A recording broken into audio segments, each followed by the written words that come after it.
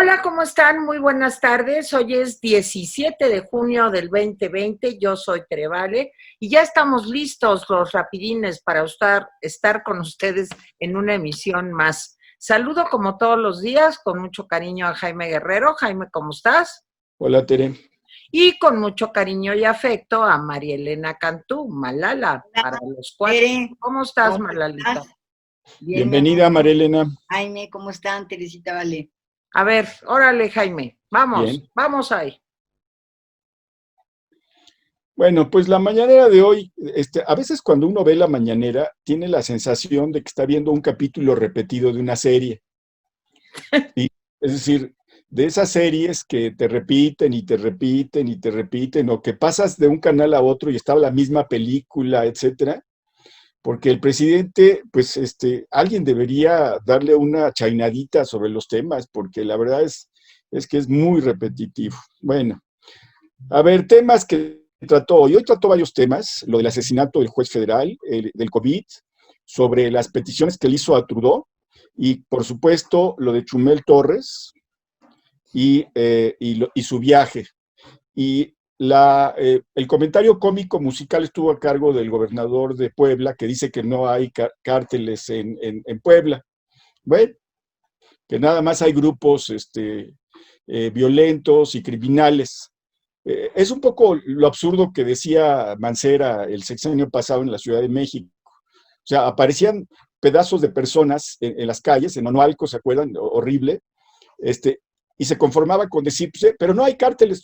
Bueno, son violentos, pero en fin, como si eso a la ciudadanía que está en peligro le importara, si se nombran cárteles, grupos criminales, el club de ajedrez o cualquier otra cosa, ¿no? Bueno, a ver, sobre el asesinato del juez, a los que no sepan, ayer se dio a conocer la noticia de que un juez federal que procesó al hijo de un importante jefe criminal, el del cártel Jalisco Nueva Generación, el Mencho, que procesó al Menchito, ¿sí? Que parece que fue lo suficientemente Menchito para dejarse atrapar, ¿sí? Pues este juez lo asesinaron. O sea, rafaguearon su casa y después entraron un comando, lo mataron a él y a su esposa. Afortunadamente no mataron a las hijas y a una trabajadora doméstica que estaba dentro. ¿Qué dice el presidente? Bueno, el presidente pues, le manda condolencias a los familiares y amigos de este juez. La secretaria de gobierno dice pues, que lo conocía, que estaba haciendo su trabajo. El presidente dice que se trabaja todos los días para La acabar con la secretaria de impunidad. Gobernación, ¿verdad? De Gobernación. Secretaria de Gobernación, sí. Que se trabaja todos los días para lograr la paz, etcétera. Pero la verdad es que todos son declaraciones, ¿eh? O sea, son declaraciones porque lo que hay que entender es que este no es un hecho aislado. Si un juez federal con estas características es asesinado, perdón, que el presidente no se sienta intimidado, pues a mí me deja igual. El problema es si los jueces tienen protección, ¿sí? Ahora, aquí me parece que están tanteando los criminales. A ver, vamos a matar a este juez, a ver qué pasa. Si la cosa no se pone severa, va a escalar. Recuérdense lo que pasó en Colombia. Empezaron matando jueces, precisamente, y luego gobernadores, y como no pasaba gran cosa, sí, atrapaban a 5 o 6 sicarios, pero no a los cerebros, no desmontaban la maquinaria. Entonces lo que sucedía es que fueron escalando. Recordarán que hasta un candidato a la presidencia fue asesinado. En Así fin, es. esta parte de la violencia es preocupante y a mí me dio la impresión de que el presidente que dice que va a presentar el lunes un protocolo de seguridad para jueces, me dio la impresión de que el presidente lo quiso tratar como un hecho aislado. Pero bueno, les dejo este tema, sobre todo a Marilena me interesa porque ella está muy cerca de estos temas. Marilena, adelante. Gracias, Jaime. Efectivamente, ofreció su apoyo y condolencias a los familiares del juez Uriel Villegas por el hecho espeluznante que dio a conocer el presidente de la Corte, Arturo Saldívar.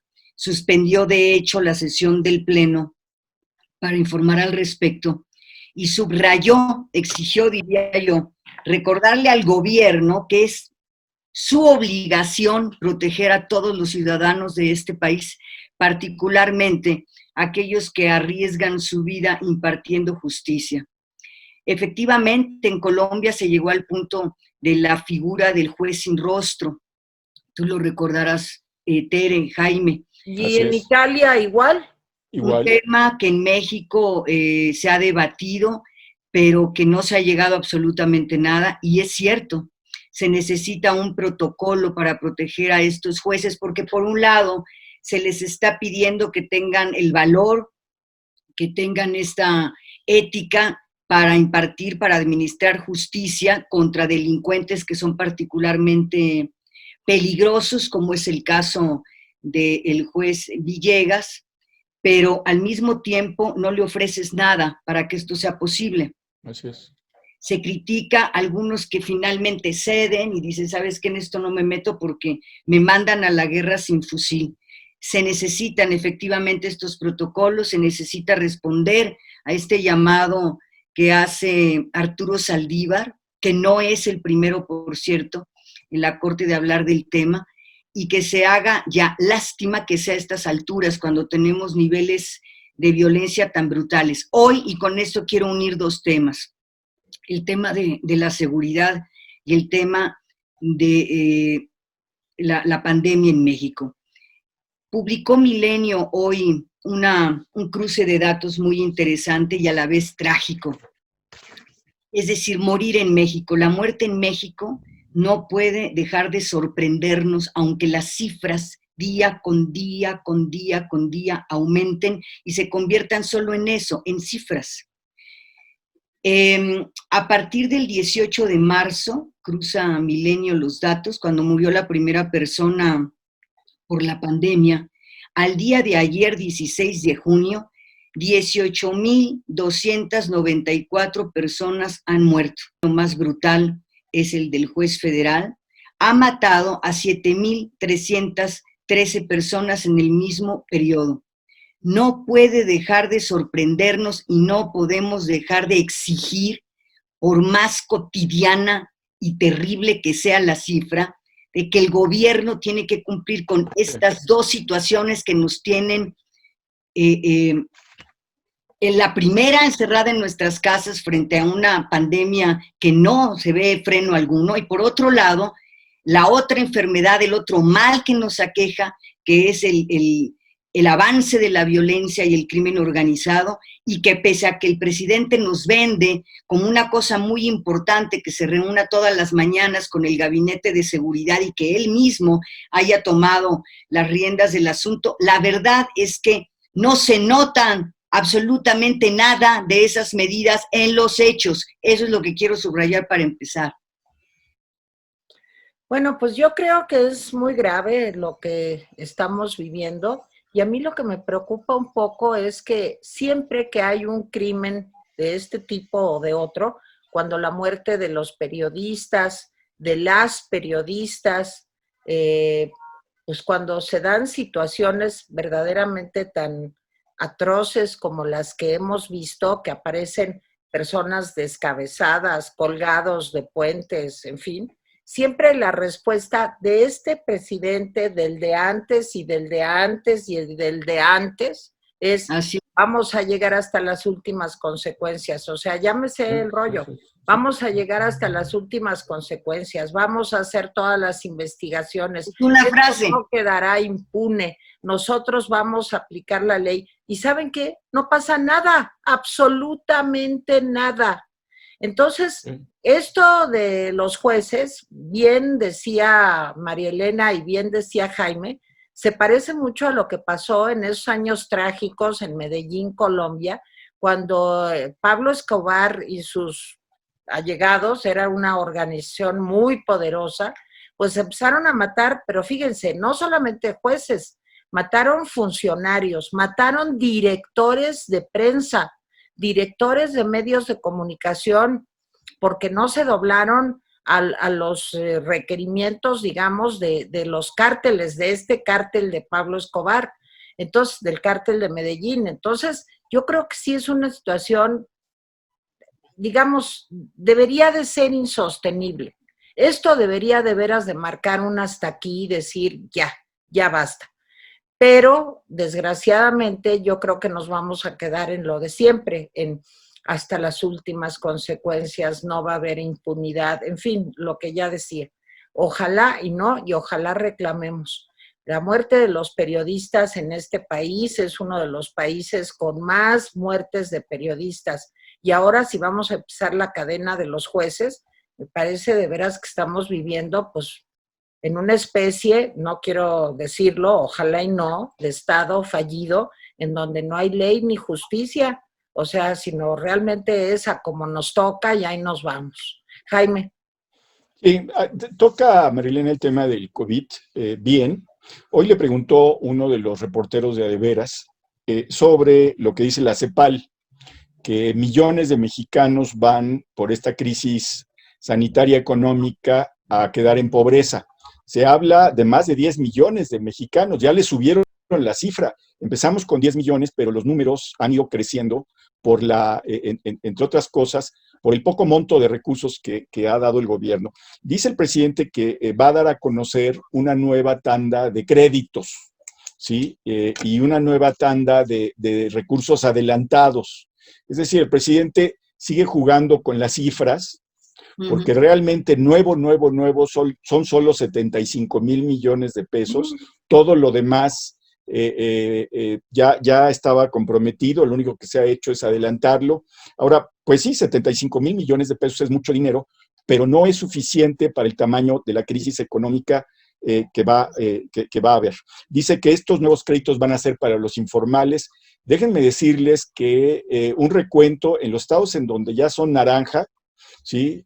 No porque sean del Movimiento Ciudadano, sino porque ya están en la zona naranja, ¿sí? Imagínate que se despertara Dante y dijera, mira cuántos estados de Movimiento Ciudadano, no.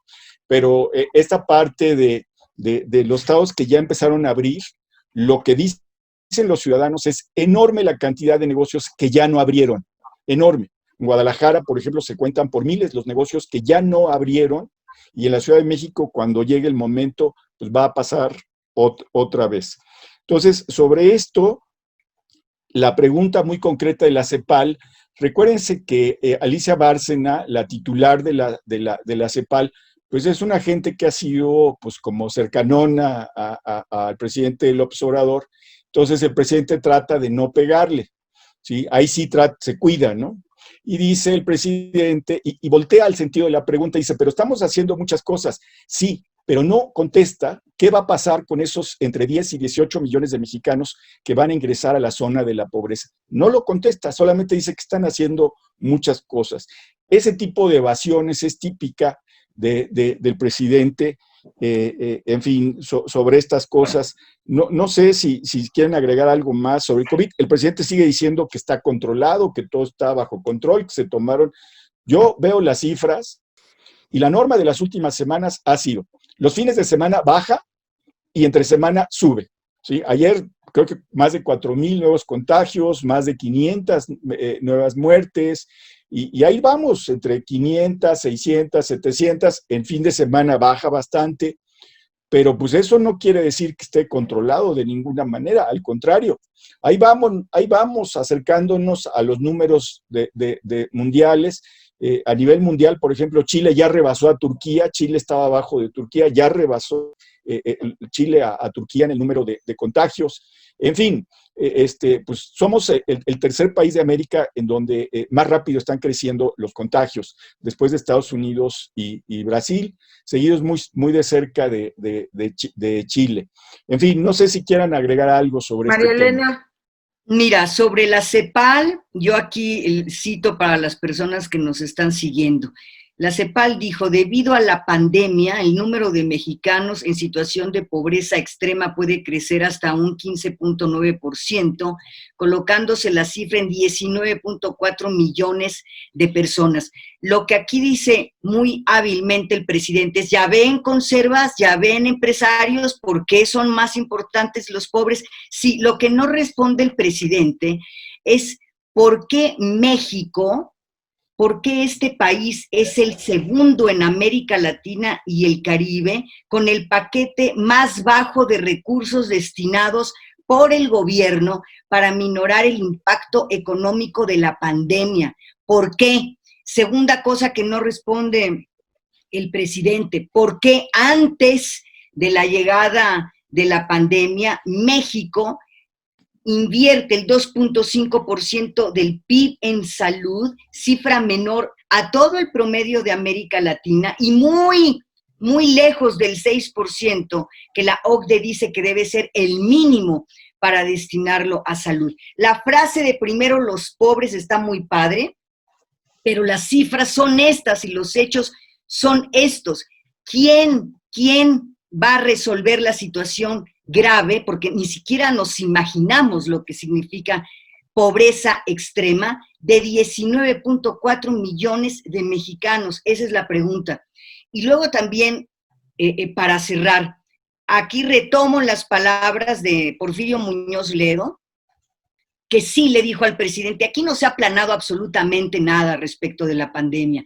Y cierro mi comentario recomendando las palabras de el científico, el asesor científico de Nueva Zelanda, que logró parar el tema del COVID, cómo le hicieron en Nueva Zelanda. Lástima que en este país no se escucha absolutamente a nadie y que ningún ejercicio internacional se ha tomado en cuenta, pero se los recomiendo mucho y simplemente cito: adoptamos un enfoque de eliminación. Las herramientas básicas son las mismas. Una de ellas es la gestión de las fronteras, la segunda son las pruebas y el rastreo de contacto, y la tercera es debilitar e interrumpir la transmisión en la población. ¿Cómo? Con confinamiento, mientras aquí nos dicen, pórtate bien, no digas mentiras, ahí te va tu decálogo, sé feliz y no le tengas miedo al COVID, que al fin y al cabo, si te da, pues que Dios te bendiga.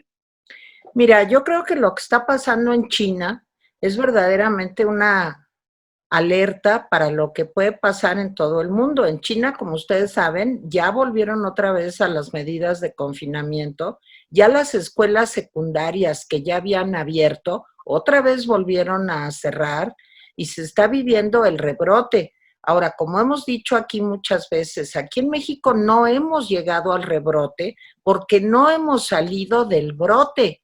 O sea, seguimos en el primer brote y ya llevamos 3 meses en confinamiento.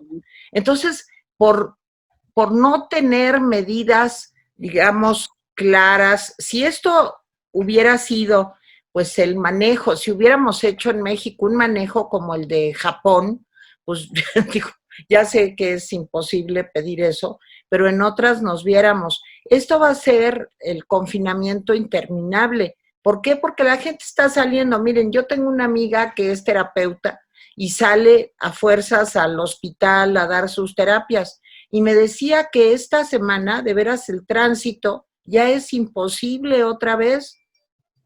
Otra vez hay colas, otra vez hay embotellamientos, otra vez. Entonces, ¿qué va a pasar? Pues se va a seguir contagiando gente. Ya sé que muchas personas no les queda más remedio que salir porque no pueden trabajar desde su casa. Eso lo comprendo, pero eso también, demasiado tarde ya, se hubiera podido de alguna manera controlar, si hubiera habido horarios escalonados, si se hubieran dado medidas claras de seguridad, los cubrebocas, las máscaras, en fin, lo de lavarse las manos. Si además hubiera habido apoyos a las micro, pequeñas y medianas empresas. Yo quiero comentar 2 casos muy tristes, en fin, o uno. Había un café en La Condesa que se llamaba el Rococó. Pues el Rococó quebró, ya quebró. O sea, me escribió nuestro querido amigo Manuel, dueño del Rococó, y pues con lágrimas en los ojos me dijo, pues es que ya no podemos seguir. Hizo un video, incluso 10 años dedicados a este esfuerzo, dedicados a trabajar, a tratar de levantar un negocio. Son microempresarios, tenía 10 mesas su café y era de veras uno de los mejores cafés de México. Era delicioso el café, de ahí empezó el Festival del Café, en fin, muchas cosas, un cuate emprendedor, trabajador, correcto, decente, pues se lo llevó el tren. Y el otro es un gran restaurante, Maison de Famille, o sea, el mesón de familia, pues de una familia pues, de gran abolengo dentro de los restauranteros en México, y también ya quebró. Y así todos los días nos enteramos de empresas que por no tener el apoyo en este momento tan importante para poder seguir adelante, por no tomar las famosas medidas contracíclicas, pues están llevando a la ruina a todo el país, a empresarios que generan muchos empleos. Los chiquitos y los medianos son los que generan empleos en una cantidad importante en México. Entonces, bueno, pues me duele, me preocupa. Ayer casi se me salían las lágrimas con estas noticias, porque levantar un pequeño negocio, mantenerlo vivo, híjole, es una cosa muy seria, es una cosa muy fuerte, es una cosa muy importante. Y ese espíritu emprendedor y de ganas de salir adelante y de tener un espacio, un negocito propio, chiquito, como sea, no todas las empresas son Carso, ni Sabritas, ni Bimbo, ¿verdad?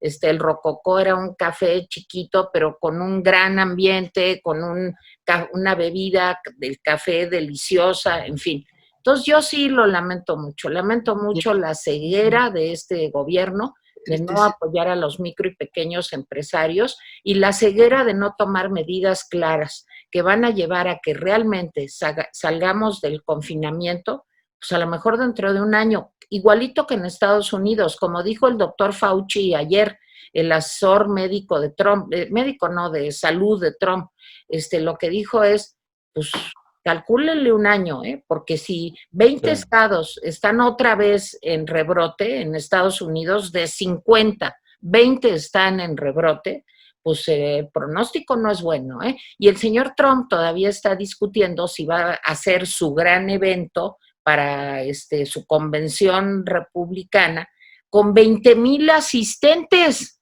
Es una burla de estos ignorantes que nos gobiernan, que de veras hagan eso poniendo en riesgo a su población que juraron defender y cuidar. ¿Qué les pasa, Jaime? Sí, otro tema. Miren, aquí en México hay, desgracia, una beta de un nacionalismo ramplón, ¿sí? Que nos lleva a, pues, decir, lo español, vienen aquí a agandallarse, los pinches gringos, ese tipo de frases se vuelve muy común desde la niñez, hasta que uno crece y reflexiona que todo esto es absurdo. Yo fui toda la vida a escuela pública y siempre fui alimentado por este nacionalismo ramplón, que afortunadamente yo nunca seguí. El problema es cuando el presidente fomenta ese nacionalismo ramplón peligroso, porque a la postre se vuelve pues como una agresión a lo que es extranjero y como una agresión a todo aquello que parece extranjero. Y ojo con esto. Hoy el presidente de plano acusó a la empresa Iberdrola de hacer una campaña en su contra, ¿sí? Acusó al país, al periódico El País, de hacer una campaña en su contra, ¿sí? Y dijo que pues, las empresas españolas se llegaron a México pues, y se asentaron por influyentismo, ¿sí? No por buenos proyectos, etcétera. O sea, así la dejó ir contra las empresas españolas. Y hizo extensivo esto, también dio a conocer que le pidió a Trudeau que lo ayude a que las mineras pues paguen sus impuestos. Y aquí está el presidente entre el nacionalismo ramplón y lo patético. ¿Por qué lo patético? Pues yo veo las cosas muy, muy sencillas. Si uno cuando hace un análisis legal se encuentra que una empresa obtuvo ilegalmente un contrato, se procede contra la empresa. No va uno a chillarle al gobierno de esa empresa para decirle, oye, ayúdame a cobrarles a estos angelitos. Porque si es eso, entonces el presidente no está cumpliendo las leyes de su propio país, de México. O sea, el presidente no tiene que hacer negociaciones. ¿Saben qué? Ustedes no pagaron impuestos, ¿saben qué? Ustedes obtuvieron contratos, va la ley. Pero como el presidente lo que quiere es anunciar que está haciendo algo y obtener recursos, pues, perdón, pero está practicando la extorsión. Hoy hay un artículo de María Amparo Casar que habla Buenísimo. precisamente de la extorsión del gobierno. Oye, Marilena, ¿sabes que me enteré que tú debes impuestos? Y te doy, mira, mañana en la mañana te voy a ventanear, lo mismo a Tere, las voy a ventanear, y tienen que pagar, y tienen que callarse, y nada de ir a abogados, nada, porque ahí voy. Perdón, pero esto me suena un poco a la serie de Los Intocables, que ya nadie se acuerda, ¿sí? Oye, te vamos a hacer un favor, te vamos a cobrar, etcétera. Yo creo que el presidente no tiene que estar anunciando eso. Quien debe proceder legalmente es el SAT o la Secretaría de Hacienda o a quien le toque, y punto. El que no pague impuestos, que se vaya a la cárcel o que se les cobre multas y recargos y todo esto. Pero acusar a todas las empresas de España y decir que Iberdrola tiene una campaña, pues no sé qué opinen. No sé qué opines tú, Marilena. Mira, a mí me parece que es otro de los muchos ejemplos de lo que ya se ha convertido en las mañaneras una rutina. Voy, nombro a alguien, exhibo, condeno, sentencio, sin investigación, sin pruebas, sin absolutamente nada que respalde tus dichos. En México es un derecho el siguiente: todos tenemos derecho a un juicio justo. Y lo que pasa en las mañaneras, insisto, es que sin absolutamente nada, el presidente dice: hoy la administración pública, lo público es más público que nunca. No, no es cierto. Está lleno de frases. Lo que no tenemos son cifras, datos, legalidad e ilegalidad. ¿Qué se ha hecho al respecto? ¿Dónde están las pruebas que sustenten sus acusaciones? Y así como hoy fue una empresa española, ayer fueron periodistas y empresarios y a quien se le pegue la gana, porque basta con que él lo diga para que sea señalado como un culpable. Esto que se está convirtiendo en una rutina, debemos nosotros los ciudadanos de alertarnos. Son ellos, podemos ser cualquiera. Muy bien, pues estamos ya un poco en las carreras, Jaime. No sé si tienes un comentario final. Sí, mira, yo sí quiero no dejar pasar. Yo nunca he escuchado, como tú sabes, a Chumel Torres, quien ayer fue cancelada su asistencia a un evento del CONAPRED. Yo nunca lo he escuchado y por lo que me han dicho de Chumel tampoco me gustaría escucharlo, pero me parece que el asunto no es Chumel. El asunto es que un organismo formalmente dedicado a combatir la discriminación hace un evento y lo cancela. Y después sale un Twitter de la esposa del presidente de la República y sale hoy el presidente a decir que cómo es que se invita a un racista, clasista, a un evento de la CONAPRED.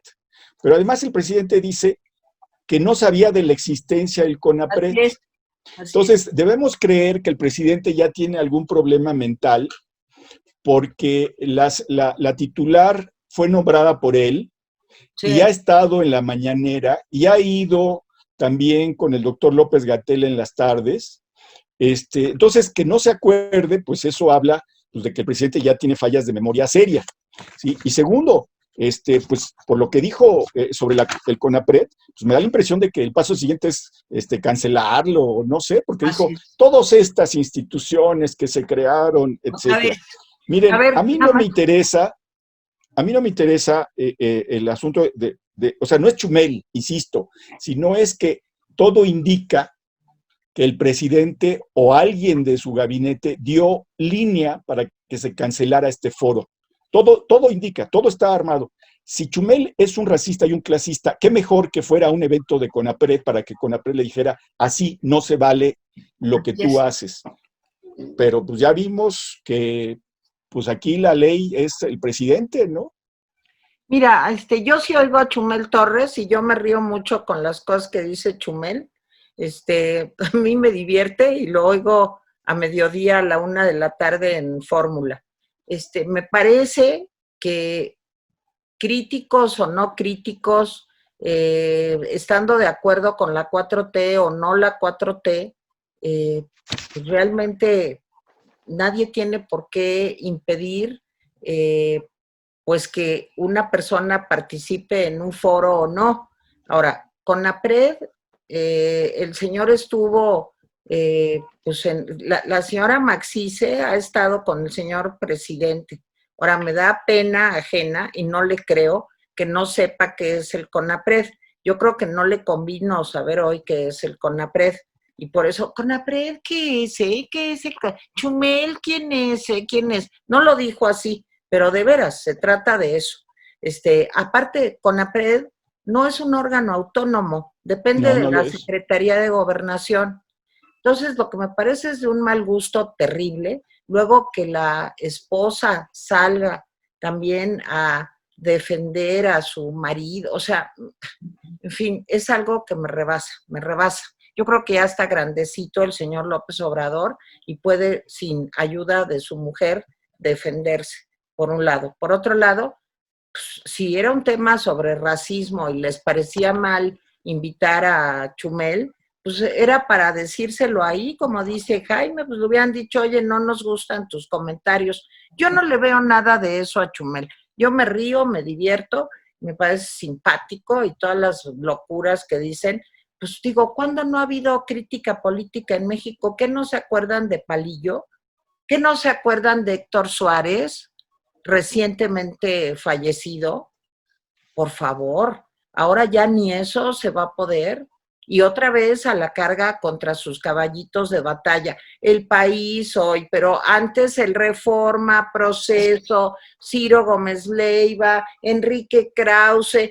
Mira, el problema no es si estás de acuerdo con ellos o no, sino que vivimos aparentemente, ¿verdad?, en una democracia y lucharemos todos los días, yo al menos, porque se respete la libertad de expresión y porque no se ataque y se hagan verdaderamente defenestraciones de medios de comunicación y de líderes de opinión. Me parece terrible. Y con la espada de Damocles, como dice María Amparo Casar, de si no te callas o si no te portas bien, pues te echo a los perros del mal, que son como, pues digamos, no lo voy a decir, pero se parecen a algunos tipos de policías persecutorios que actuaban así, digamos, en la Segunda Guerra Mundial. Y ya. Y el que entendió, entendió. Jaime, pues ya nos vamos a tener... No, María Elena, ¿tienes algo que comentar? Sí, bueno, yo quería comentar lo de CONAPRED muy brevemente. Sí, muy puntualmente, por si el presidente no lo sabe, aquí se lo recordamos. Es un órgano del Estado creado en 2003, luego de la aprobación de la Ley Federal para prevenir y eliminar la discriminación. Es una entidad con personalidad jurídica y patrimonio propios y está sectorizada efectivamente a la Secretaría de Gobernación. Bajo la presidencia del Consejo, particularmente de un hombre como Ricardo Bucio, nos hizo patente, nos mostró con investigación, con métodos científicos, el mal que nos hace la discriminación en México. Si revisan los resultados de CONAPRED, particularmente cuando Bucio estaba al frente, podremos observar que ahí estamos casi todos, ¿eh? Se discrimina a los pobres, a los niños, a las personas de la tercera edad, a los trabajadores del campo, a las personas que trabajan en los hogares. Se discrimina. Pues ya nos tenemos que ir, perdónenme, pero ya nos tenemos que ir, son 3:15. Para que vean el valor que tiene CONAPRED. Con eso cierro. Jaime, pues les quedamos de deber los comentarios, ¿no? Pues sí, adelante. Bueno, mañana les seguimos. Perdón, María Elena, perdón, Jaime. No, adelante. Muchas gracias. Luego. Gracias, María Elena, gracias, Tere. Gracias, perdón.